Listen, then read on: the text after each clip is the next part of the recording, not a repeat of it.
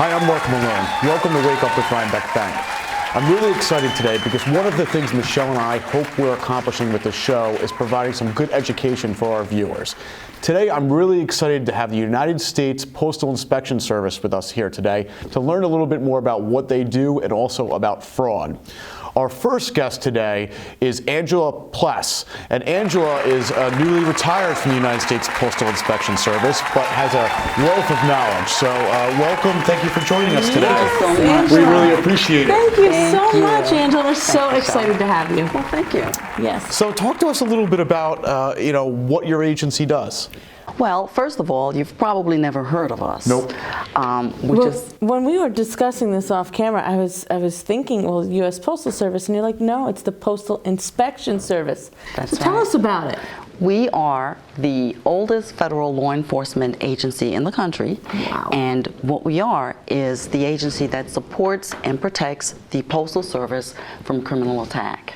Very interesting. That's an interesting fact, though. So you're the oldest. So how old is old? From the early 1700s. Wow. Yes. That's unbelievable. Yes, as a matter of fact, when the Postal Service was first established, you remember seeing westerns with stagecoaches, and there was always outlaws riding them down to steal what was on it.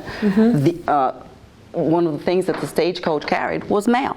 Wow. And the good guys that were after the outlaws were precursors to current day postal inspectors. That's so interesting. So how do you fit into the overall, big picture? Well, what we do, we're always there. We've always been there, even though no one knows about us. We used to be consider ourselves the silent service, and we did our investigations unencumbered by people knowing about us.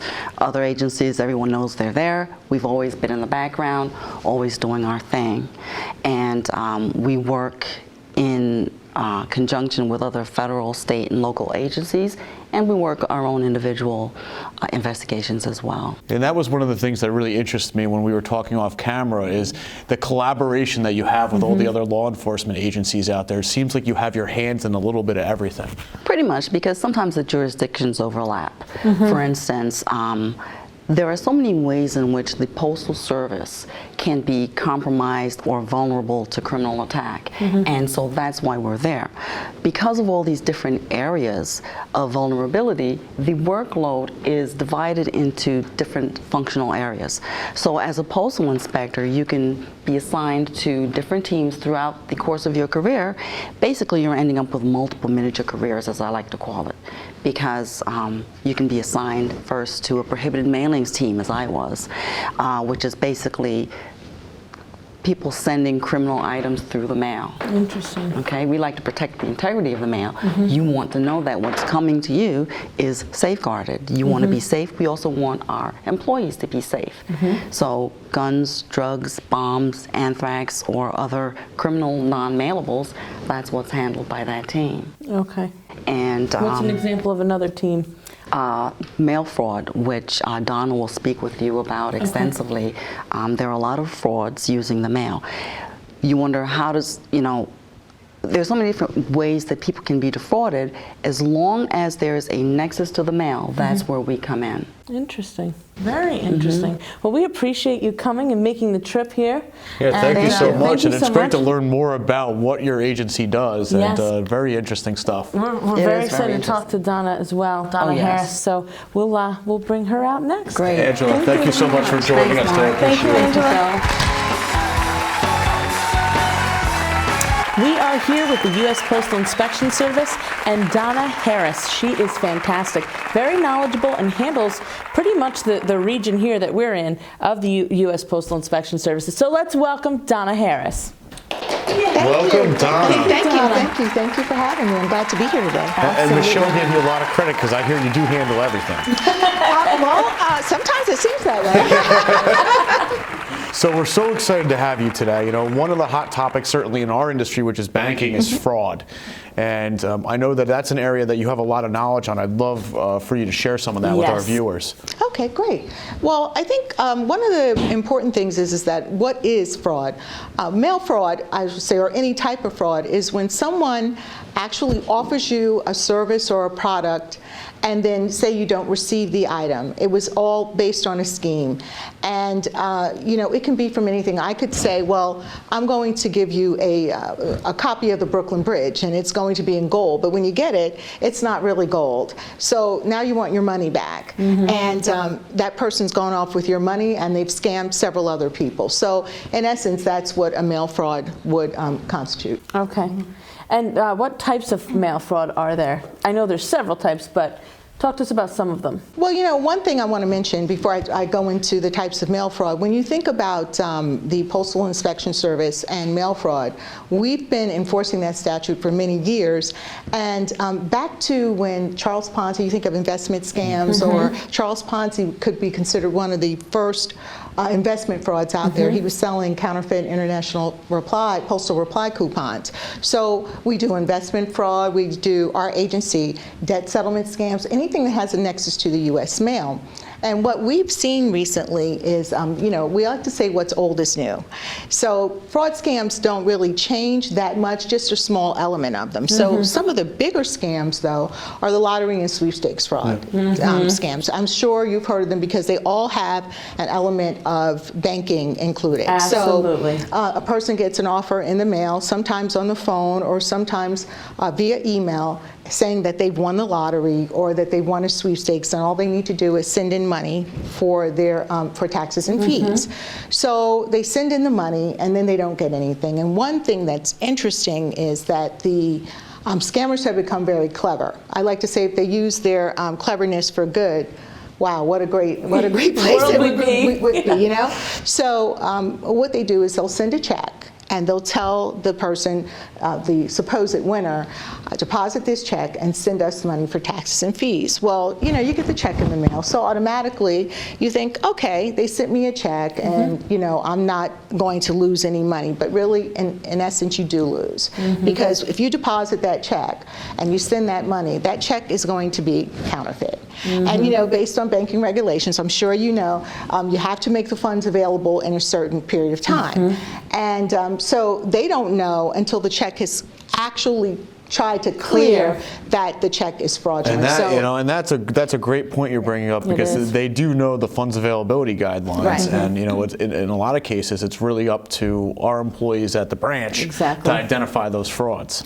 and you know, a lot of times that's true, but a lot of times the checks, sometimes they're drawn on legitimate bank accounts, and they look very. They look, the checks look very good. Sometimes you can't tell, and there's also an element of check washing. It could be an actual check, but the check has been washed, and you know, the amount has been changed. So in essence, they don't really know. You know, they see the check, it looks real, because it is just the amount has been changed. So sometimes I know the amount rings a red flag for us, but sometimes they're for not that much money, and it, you know, doesn't cause a red flag. So it's hard to. Or if that conversation's not happening with the customer and they're depositing the check, you know, without us knowing what's happening, that's where I think the, you know, our consumer base knowing this is helpful. Absolutely. Right. And you know, that's one scam. You know, according to the Federal Trade Commission, over $1 billion is lost to lottery and sweepstakes scams. That's a lot of money.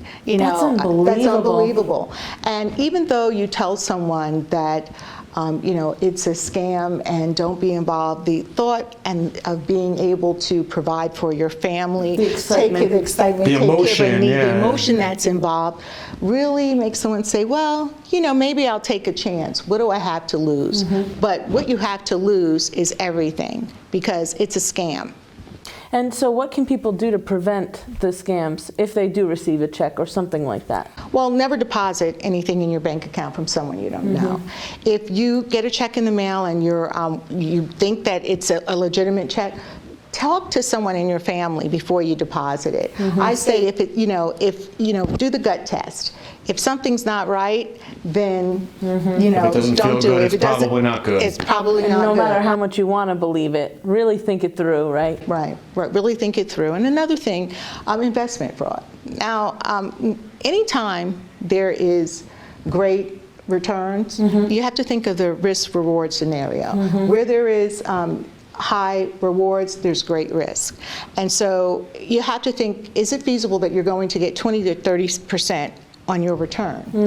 A lot of these scams start off where the initial people in the scam, similar to an investment or Ponzi scheme, they receive their money, or a small percentage of it, but they're only being paid back with money from other investors and not money from their actual investment. In the long run, everyone loses, because when the money dries up, then you've lost. Think Bernie Madoff. Yeah, I was saying, we've seen that, several times. Nicholas Big Cosmo, deal. right here in Agape World, worldwide. So think about that. It's unbelievable. So you just always have to think about anytime you make an investment or anytime there's high pressure tactics, step back, think about it, and don't invest.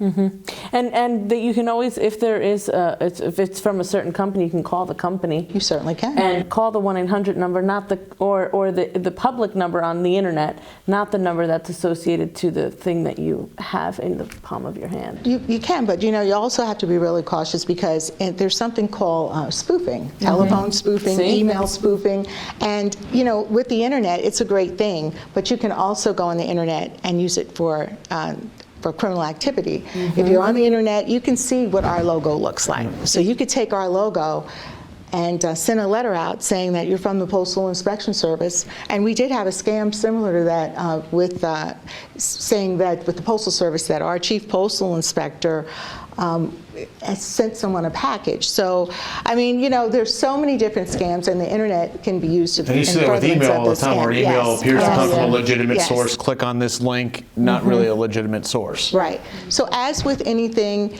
if you have to pay to play, it's a scam.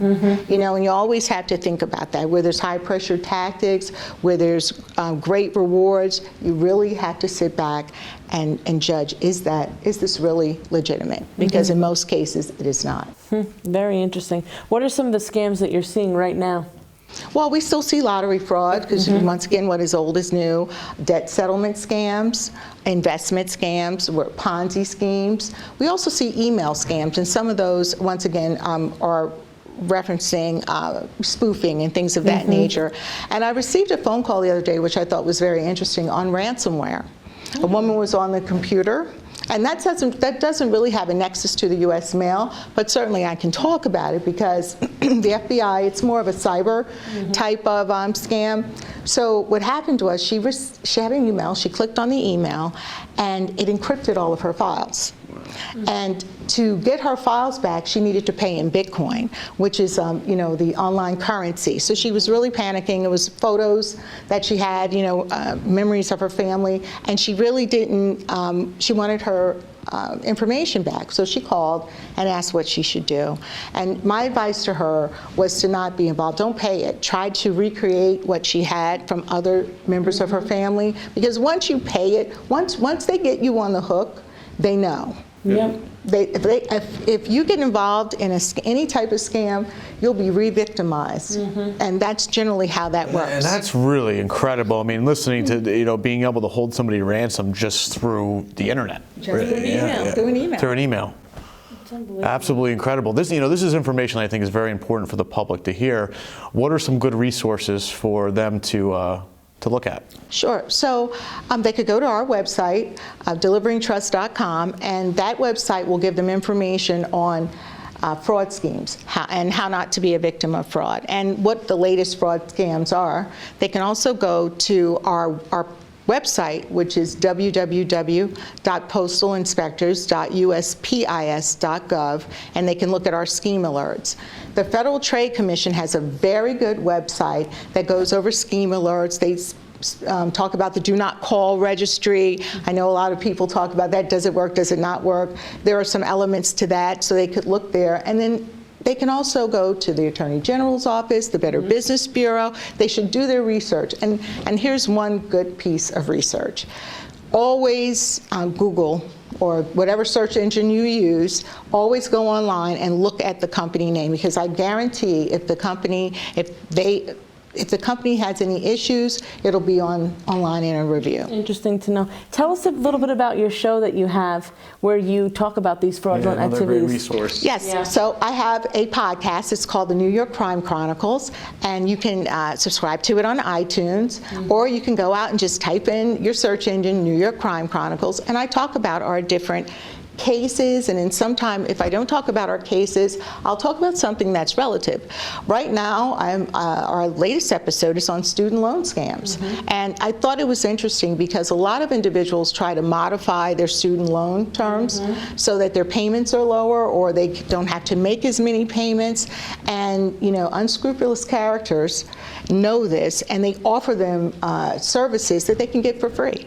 Wow. So that's one of the things. I also have a Lonely Heart scam out there that's very interesting and based on a true story. Wow. So the Crime Chronicles, it's out there. I have about 18 episodes, so you can go out there and listen to it anytime and leave me a comment. Sure. Let me know what they think. We'll definitely take a listen to that. And your other show as well on CBS. On CBS, we have The Inspectors, and it's a show, once again, referenced around our cases.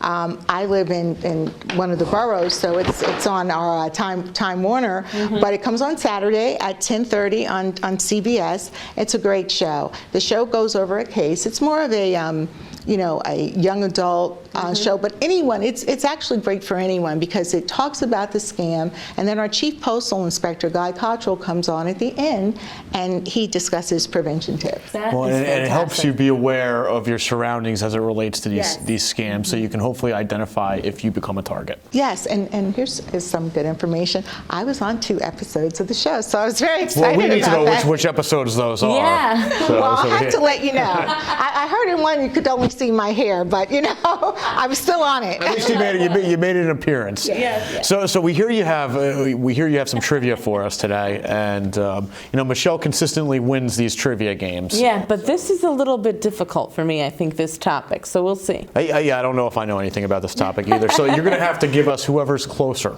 Okay. Yeah. Okay. So, what year was the mail fraud statute enacted? Oh, why don't you go first? I'm going to say 1785. 1825. You're closer. It was enacted in 1872. There you go. There you go. You win. And the interesting thing, it was enacted because, the green stamps, phony land deals, snake oil deals, so they enacted the mail fraud statute. Great job, Michelle. Yes. Okay. Now, name 3 movies where the position of postal inspector is featured. You have to go first on this one. I don't know. I don't know them. I have no idea. 3 movies. 3 movies. No, I have no idea either. Okay. U.S. Postal Service Inspector. Whatever answer I come up with is going to be know. absurd, so I'm not going to even. Okay, so I'll tell you the 3 movies. Okay. Appointment with Danger. Okay. Postal Inspectors. Well, I mean, come on, we lost. and Wanted Jane Turner. Okay. Now, in one of these movies, the actress played in another movie blockbuster. What is that movie? I don't know either. I said, Wanted Jane Turner. I know Jane Turner. Let me think. I don't know. Gloria Swanson was in Wanted Jane Turner, and she was also in in Titanic. Oh, okay. Titanic. How did we get that wrong? That's interesting trivia. Yeah. Now I won't forget those. So Yeah. that's good. Titanic. That is a blockbuster for sure. Yes. So Well, we both failed on the second question, but since you won the first question, I guess you win. I'm the winner. I have a prize for you. do? Yeah, I do. that's I'll so give it to you awesome. later. Thanks. Yeah, so there you go. Donna, thank you so much for joining us today. It was great to learn more Yes, about it what was. you do and also about the fraud that's out there right now. Absolutely. Thank Thank you, you so Mark. much. What a great episode today. Michelle and I want to thank Angela Pless and Donna Harris for joining us. Great to learn more about the United States Postal Inspection Service and also about the fraud that's out there. Yes, I mean, the fraud is unbelievable. There's several aspects to it, and I'm glad that they're here to protect us. Absolutely. You can check us out next Monday at 8 a.m. on wakeuprhinebeck.com. We'll see you then. See you then. Bye.